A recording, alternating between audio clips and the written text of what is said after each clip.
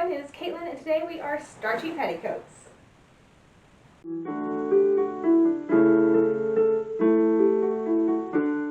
Let's go ahead and get started. So the very first thing we're going to do is boil some starch. I have the petticoats washing currently and I am using a washing machine and not doing it by hand because I am lazy. So very first thing we're going to get our starch. I'm using potato starch today. You can also use cornstarch. And I have several petticoats to do. I have about 4 petticoats, actually 3 petticoats. Let me rephrase that. It's a quarter petticoat and 2 upper petticoats. And so I'm going to put in about some heaping tablespoons. You can always thin it out if I find it too thick. I'm going to do 6 tablespoons. It's basically 2 tablespoons per petticoat. Actually, we're really going to do 5 because I did heaping tablespoons. We're going to cover this with starch. We are using an 1840s recipe for starching our things, although it says 2 tablespoons for a cape and half a dozen collars, I think, or a dozen collars. So we're making a little bit more than that. We're doing petticoats instead. But we are basically following the recipe, except we're going to starch our things wet instead of dry because I find that easier. So I'm going to cover this with water and then we're going to mix it up, trying to get all those lumps out. Usually if you just kind of just, swish it around, it'll eventually kind of dissolve itself. Cornstarch is harder to dissolve than potato starch, but cornstarch is more easily available, so we got those 2 that are being a little bit difficult here. Give up. Alright. Now for this amount of starch, I'm probably going to fill this pot up to about right here-ish. So now I have a very full pot of starch. It is going to boil down a bit, so I wouldn't want this much starch for 3 petticoats. It is going to boil down quite a bit, but I'm going to turn this on high heat, and we're going to boil it for, the recipe calls for, half an hour. And about 15 minutes after it starts boiling, we're going to come back and do something else to it. But just get it boiling first, and then we'll come back in 15 minutes. Alright, it is nice and bubbling now. I did forget to mention that you do want to stir it really well while it's starting to boil. Otherwise, you'll get globs of gunk on the bottom of your pot. Once it starts boiling, the water's moving enough so it really doesn't seem to stick as much. You don't want to stick your, you don't want to stick the spoon in there every once in a while. Just going to give it a quick stir, but it seems to be stirring itself pretty well now. It just started boiling about a minute ago, so I'm going to leave it for 14 more minutes, and then we'll come back and do something with it. It's been a little bit longer than the 15 minutes, simply because I lost track of time. So it's gone down quite a bit, so I probably won't do the whole 15 minutes next, but it is boiling down quite a bit, which is what we want. We want a thicker, starch. So the recipe calls now to dip the end of a new spermaceti candle into it and just kind of, stir it for just a moment. Well, I can't get spermaceti anymore because they are made from sperm whale, which are endangered. So we can't do that. The purpose, from what I understand, is it kind of creates a wax-like finish, which will make your petticoats or whatever you're starching just a little bit more dirt deterrable. So what we want to do is, add a little bit of something else in there for that. You can, I think, put a little bit of sugar or a little bit of salt. I'm going to use a little bit of beeswax because it is going to give that wax-like finish. The only thing about beeswax is that it is a lot firmer than spermaceti would have been. So this is about as much as I'm going to put in here. I just want like a wax-like finish. I'm going to sprinkle it in there. Let that fully dissolve, at which point I'm going to set it off the heat. Try to get it to cool down a little bit, and we're ready to starch some petticoats. What I am going to do is try to get all this gross stuff off the end of my pan so it doesn't get caught on my petticoat. So at this point I'm going to take it off the heat and let it cool down slightly because I don't want to be sticking my hand in this. And once it's sufficiently cooled to where I can touch it without an issue, then we shall get out our petticoats and start starching them. Alright, we're here in the backyard and with my clothesline, and we're going to start some petticoats. So I have my wet petticoats that have just been washed. Some people do say, in fact the recipe we're following does say to dry them first. I prefer them wet. I feel like they soak up the starch better if they're wet. But I guess that's personal preference.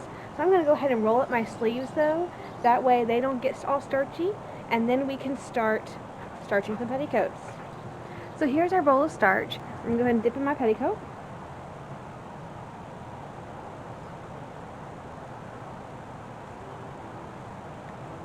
It is still quite warm. Okay. You want to make sure that the starch is all over the petticoat, not just like on the top. Not just on the top, but like everywhere on the petticoat. So just kind of move it around.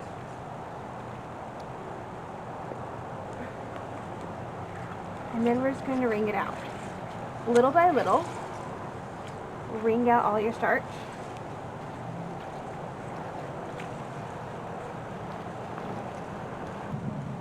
Throughout the time that you're pulling the starch out, keep repositioning your petticoat and then wring it out again.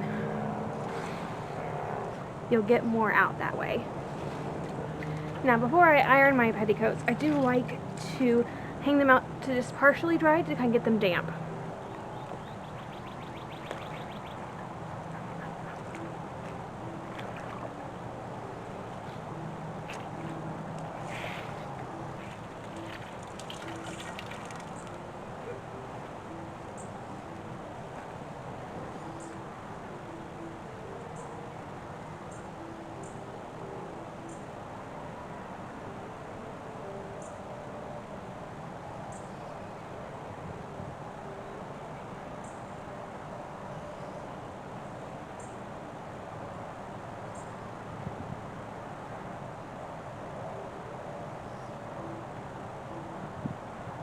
I have one more petticoat to complete, and I'm going to leave these just to sit for a little while, just to get damp. So I don't want them dry, otherwise I'll have to re-wet them to kind of iron all the crinkles out. So I did drop this one in the dirt a little bit, so we're going to have to kind of brush that off once it gets dry. It should be pretty easy to kind of brush that off. But I have very sticky fingers now because I have starch all over them, but I do have my corded petticoat to go, and then we shall be done starching. And then we shall be ready to do some ironing.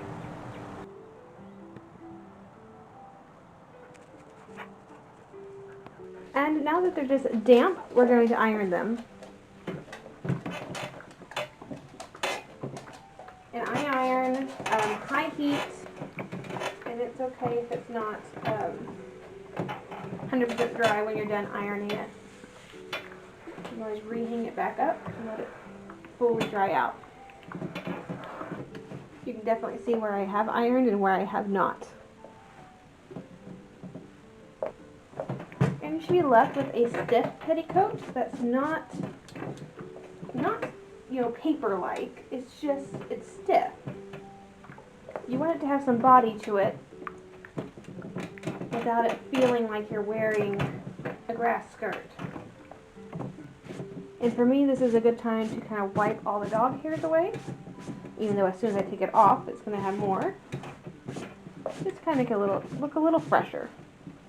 Between the time I got the other petticoat done, this one dried too much, so it's very crunchy. You can see how wrinkled it is. Parts of it are still soaking wet, which is just, I didn't wring it out enough. I'm just going to lightly spritz it with water. Then go ahead and iron as normal. Lightly spritzing it won't take the starch away, but it will give you a nice, clean, crisp finish.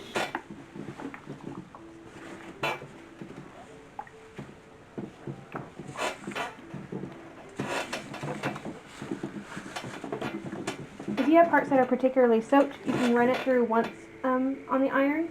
Go hang it back outside for a little bit, or on your drying rack or whatever, and then come back and iron it again when it's a little bit more dry.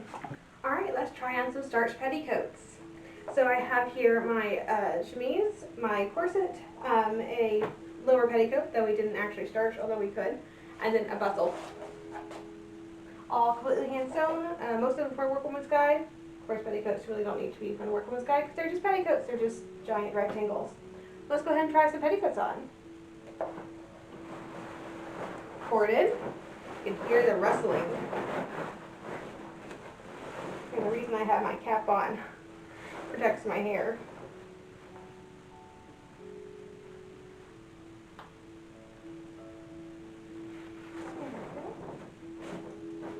how poofy it is already.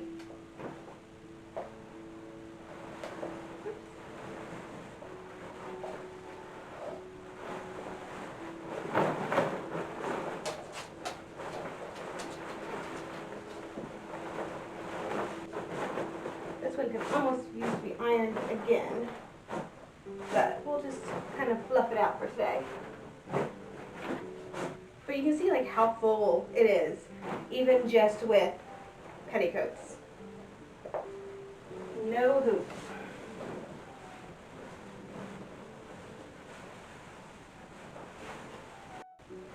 And there we are. So there's my 1830 shape. So kind of pushed in waist. It's really not so pushed in because most of it's cording, it's not boning, so it doesn't actually squeeze you at all. It just kind of provides a very smooth foundation. And then the floof.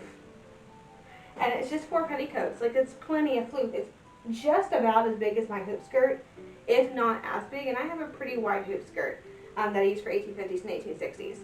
I think it's 110 inches, and this might just be about that. It probably definitely is that in the front and the sides and the back. It's not as full because my skirt's a little bit elliptical. So yeah, that's essentially petticoats.